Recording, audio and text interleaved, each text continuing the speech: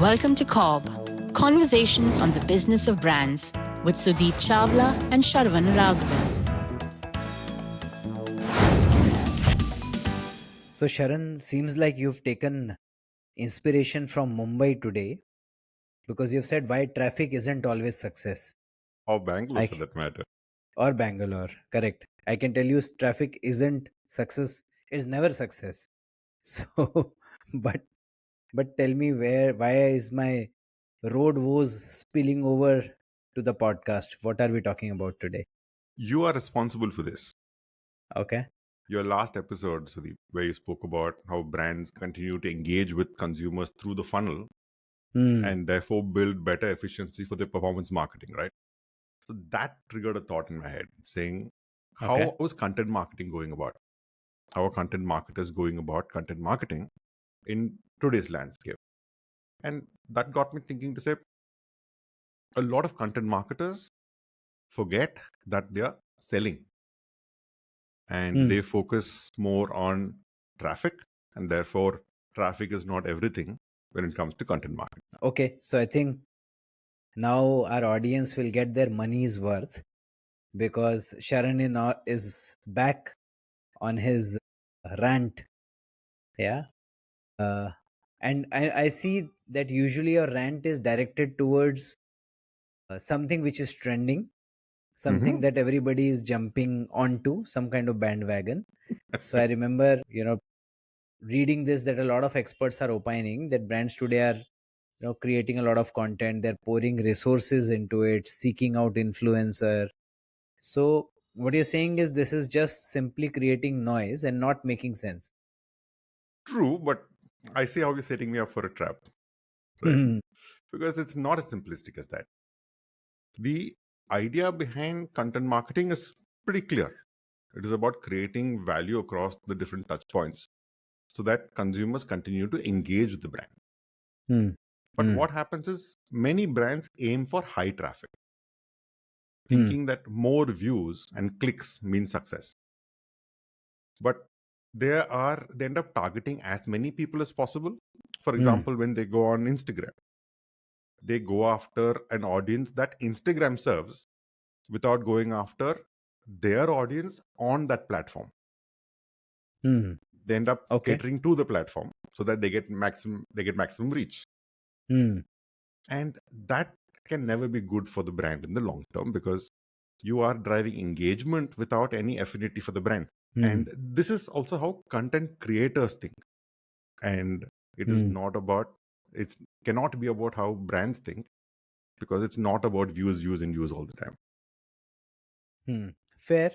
I think a lot of the content creators also do this because they are still discovering their audience. So they put it out, they let people listen to it or see it, and then they realize that people who are their real audiences will stick around and the rest will just drop by, and they're only chasing views after that, views or impressions as you call it. That's exactly the point, right? Because when a content creator is putting out content, they are seeing what sticks. And for a content creator, creating content is the first action that they do. It's not so for a brand. A brand must know who the brand is speaking to.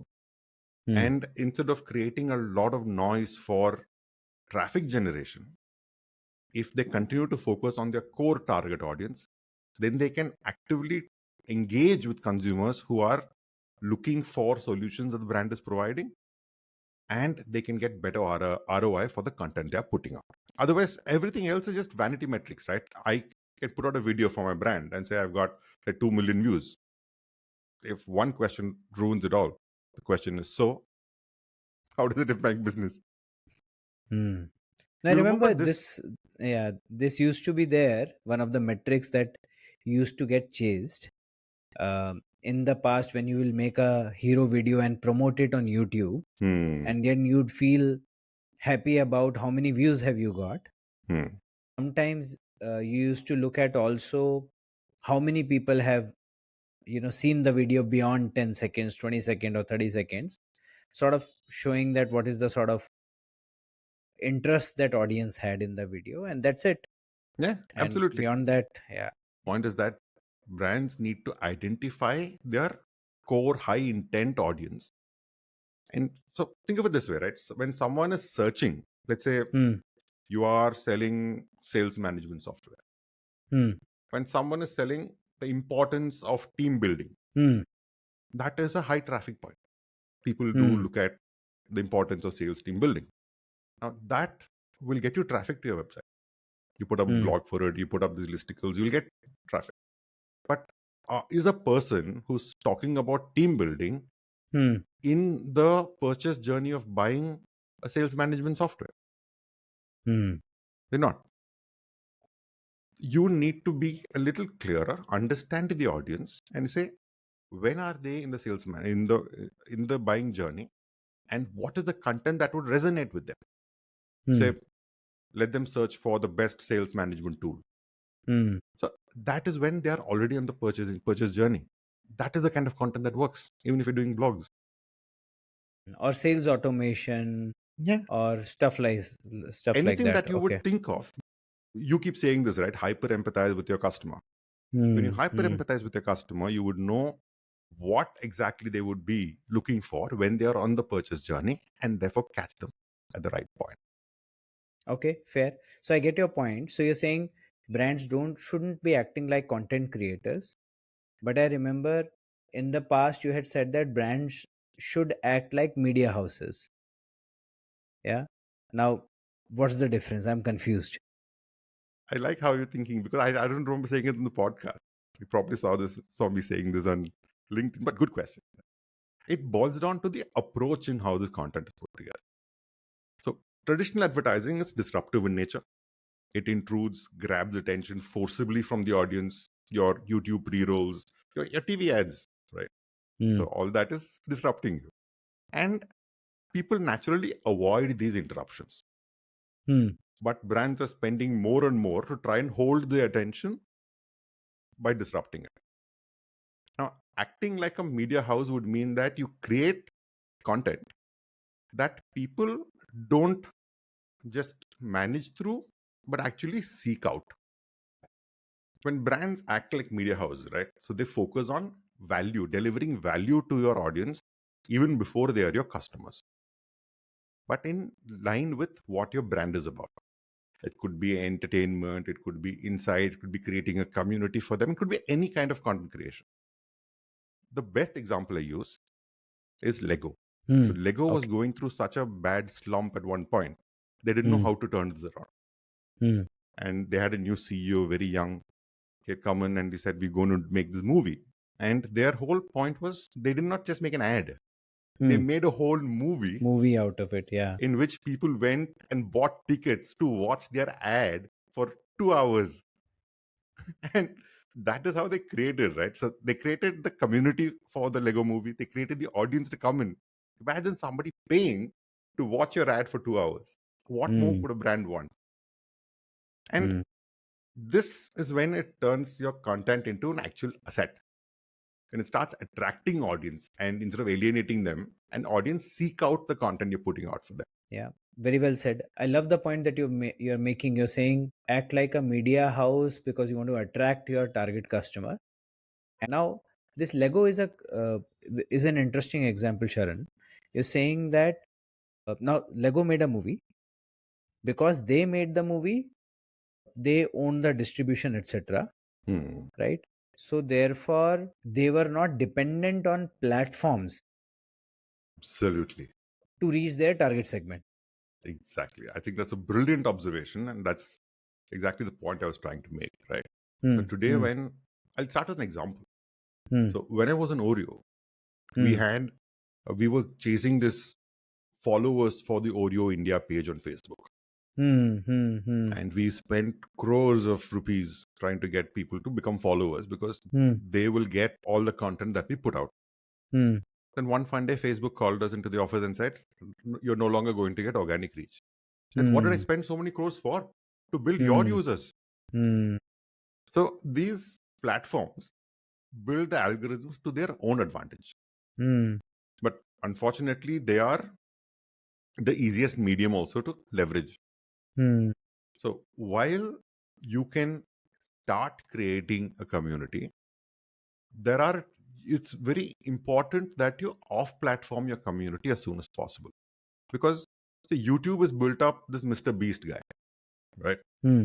But they don't want him to be Mr. Beast forever, because he will become larger than YouTube if he did. Then they'll have somebody else who's building him up. They will pick some other creator and then build him up to be number one. That one guy becomes the carrot for every other content creator in the world.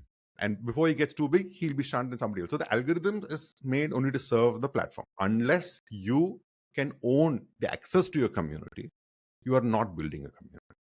That is why you see a lot of them trying to launch courses today, all the content creators trying to launch courses and take them offline. So even your WhatsApp channels, creating your own, just a website, creating even offline events is important, so that the customer database and their access is owned by you. I'm saying distribution in other terms, so that you are in charge of your content distribution. Very interesting. Very interesting. I think so. And this whole point about, not interrupting, but getting people to seek kind of reminds me of Seth Godin's permission marketing principle. So this is almost the similar principle to what you're saying about acting like a media house versus a content creator, right? Absolutely. In fact, what permission marketing says in the book that Seth Godin says is that create content that is so valuable that your customers actually want it. They don't have to just put up with it because you're a pre-roll on a video, but they seek you out. That's pretty much what you're talking about. Make it entertaining, make it insightful, make it useful, but keep it in line with what your brand is offering. That's the shift brands need to make today. In fact, you saying this reminds me that a lot of, like you're rightfully saying, a lot of content creators have also tried, shifting to these kind of formats, which is either offline meetups, courses, newsletters, where they try to deliver some kind of value, thereby, keeping their audience continually engaged. That is still advertising. That's still advertising your brand. You're creating content in person, you're creating a community so that people can engage not just with you, but also among themselves. So when your customers start engaging among themselves, discussing you, is when their bond gets stronger and the emotional connection to your brand also increases. And that's the true definition of community. Absolutely. So therefore, now if we are talking about this, if we were chasing vanity metrics earlier, we were chasing views and impressions. Now what are we chasing? It just pushes your brand to think long term. Instead of trying to be the loudest brand in the room, you need to focus on being more relevant to your consumers. It is more sustainable, it is more impactful, because it builds a relationship with the consumer. When people feel they've opted in for something of value, it is no longer just marketing. It starts becoming a relationship builder, your content creation. That is the sweet spot to go. Okay, fair. So therefore, you're therefore possibly saying that rather than just measuring completely top of the funnel metric of how many people were exposed to your message, brands need to look downward into the funnel and focus much more there. Absolutely. In fact, I read this on LinkedIn by a post by the Zerodha founder, Nitin Kamath. So he speaks about the fact that they have a strict customer disengagement strategy. Yeah. Right. Because they believe that they should communicate only when necessary. If they over communicate, then, or they send out a lot of promo material, they have this issue of customer opting out. Yeah. And that's brilliant, right? This is the absence of content driving engagement for a platform like Zerodha. Safe to say that nobody from the content team at Zerodha is going to get hired at Zomato. Okay. Now, shifting gears from a brand point of view, shifting to content meant for SEO, creating content for discoverability to cover as many keywords as possible that are being searched, etc. Now, this is something which is being served to people who are searching. So people are seeking you out. So it ticks one box at least. Now, would you please care to poke some holes in this as well? So I don't have to poke any holes. Byron Sharp's done that already, in Hmm. which he says your SEO is about it is about your physical availability. It's not your mental availability. So most content that you put out on SEO to drive traffic is geared towards mental availability. If somebody is searching anything remotely related to my category, I want to appear first there. But like I said at the start, they may not be on the purchase journey yet. The moment you understand it is about creating avenues for engagement to buy the brand, then your SEO works. Because when they're not ready to buy, then what's the point? So what is your SEO geared for? And the thinking behind it will make all the difference in driving